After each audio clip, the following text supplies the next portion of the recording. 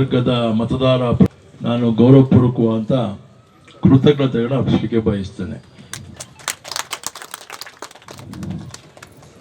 ನಾನು ಕೃತಜ್ಞತಾ ಕಾರ್ಯಕ್ರಮ, ಜನಸಂಪರ್ಕ ಕಾರ್ಯಕ್ರಮ 25ಕ್ಕೂ ಹೆಚ್ಚು ಪಂಚಾಯಿತಿಗಳ ಪ್ರವಾಸವನ್ನು ಮಾಡಿ ಜನಸಂಪರ್ಕ ಸಭೆಯಲ್ಲಿ ಬರುವಂಥ ಅನೇಕ ಅಹವಾಲುಗಳನ್ನ ಸ್ವೀಕಾರ ಮಾಡಿ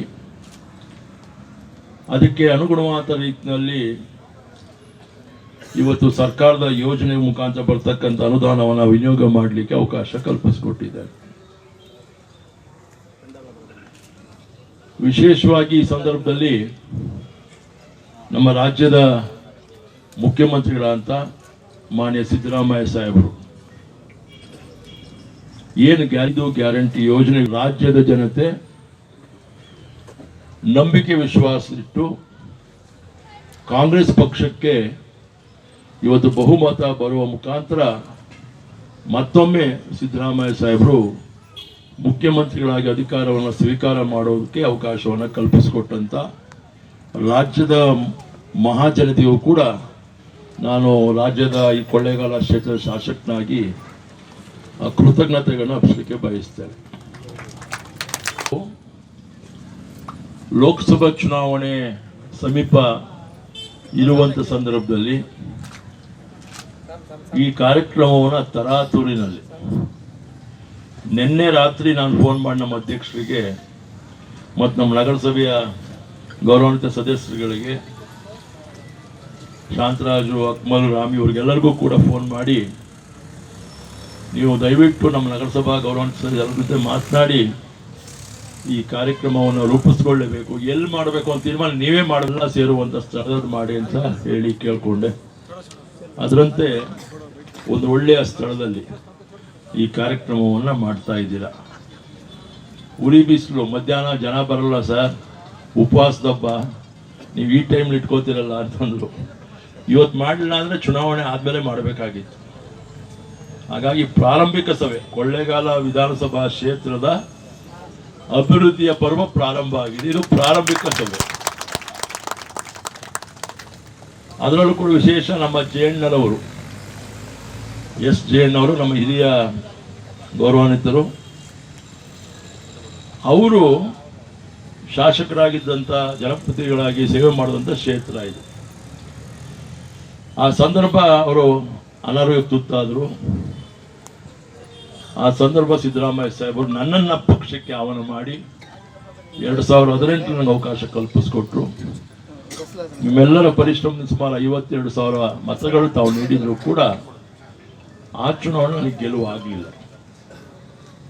ಆದರೆ 2023 ಚುನಾವಣೆ, ಈ ಚುನಾವಣೆ ಮರೀಲಿಕ್ಕೆ ಸಾಧ್ಯ ಇಲ್ಲ. 2004 ಒಂದು ಓಟಿನ ಮಹತ್ವ ಏನು ಅಂತಕ್ಕಂಥ ಇತಿಹಾಸ ಆಯಿತು. ನನ್ನ ಮತ್ತು ಧ್ರುವನಾರಾಯಣವರ ಚುನಾವಣೆ ಅದು. ಒಂದು ಓಟಿನ ಗೆಲುವು, ಒಂದು ಓಟಿನ ಸೋಲು ಸಂತೇಮರಳ್ಳಿ ವಿಧಾನಸಭಾ ಕ್ಷೇತ್ರ ಇದ್ದ ಸಂದರ್ಭದಲ್ಲಿ ಇವತ್ತು ಒಂದು ಓಟಿನ ಮಹತ್ವ ಏನು ಅಂತಕ್ಕಂಥ ಇಡೀ ಜಗತ್ತಿಗೆ ಗೊತ್ತಾಯಿತು. ಈ ಚುನಾವಣೆಯಲ್ಲಿ ಮತ್ತೊಂದು ಇತಿಹಾಸ ನಿರ್ಮಾಣ ಆಯಿತು. ಮಾನ್ಯ ಮತದಾರ ಪ್ರಭುಗಳು, ಕೊಳ್ಳೇಗಾಲ ವಿಧಾನಸಭಾ ಕ್ಷೇತ್ರದ ಮತದಾರ ಪ್ರಭುಗಳು ನನ್ನ ಒತ್ತಾಯದ ಮೇಲೆ ಇಲ್ಲಿ ಬಂದರು. ಇಲ್ಲರ ಅವರು ಹಂಗೆ ಓಡ್ತಾ ಇದ್ರು. ಅವರಿಗೆ ನಾನು ಧನ್ಯವಾದ ಅರ್ಪಿಸಲಿಕ್ಕೆ ಬಯಸ್ತೇನೆ. ಕೊಳ್ಳೇಗಾಲ ವಿಧಾನಸಭಾ ಕ್ಷೇತ್ರದ ಜನತೆ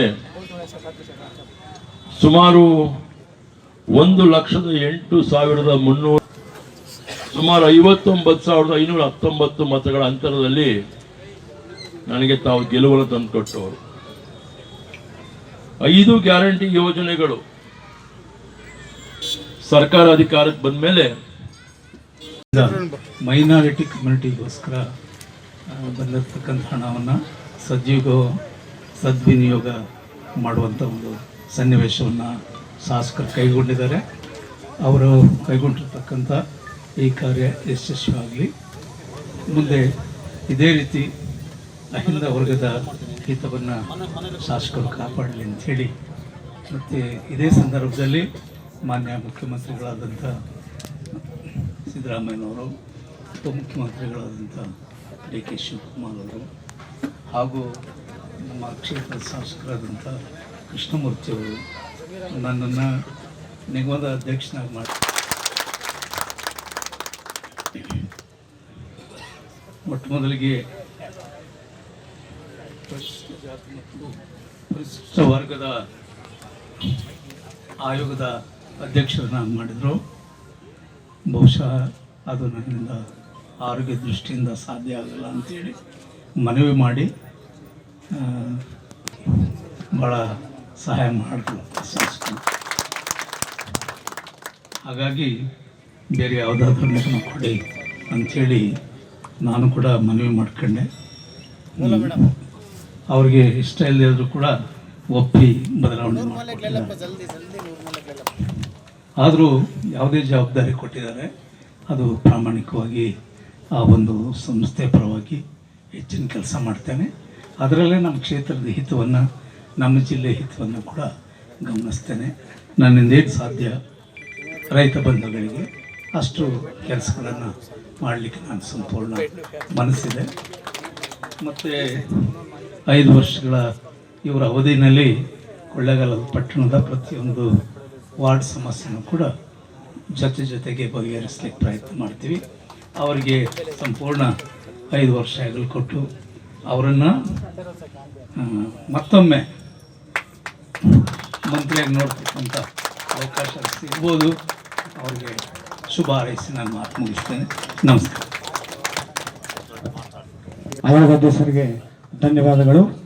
ಈಗ ನಗರಸಭೆಯ ನೆಚ್ಚಿನ ಶಾಸಕರಾದಂತಹ ಎ ಕೃಷ್ಣಮೂರ್ತಿ ಸಾಹೇಬರು ಸಭೆಯನ್ನು ಉದ್ದೇಶಿಸಿ ಮಾತನಾಡ್ತಾರೆ.